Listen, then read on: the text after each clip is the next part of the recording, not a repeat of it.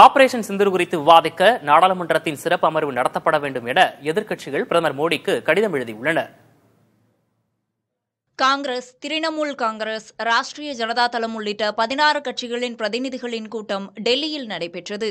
இதில் நாடாளுமன்றத்தின் சிறப்பு அமர்வை கூட்டக்கோரி பிரதமர் மோடியை வலியுறுத்தி கடிதம் எழுதப்பட்டது.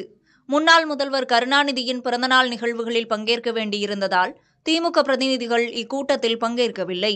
எனினும் பிரதமருக்கு எதிர்க்கட்சிகள் சார்பில் எழுதப்பட்ட கடிதத்தில் திமுக பிரதிநிதியின் கையெழுத்து இடம்பெற்றிருந்தது. ஆம் ஆத்மி இக்கூட்டத்தில் பங்கேற்காத நிலையில் இதையே வலியுறுத்தி பிரதமருக்கு தனியாக கடிதம் எழுத முடிவு செய்துள்ளது.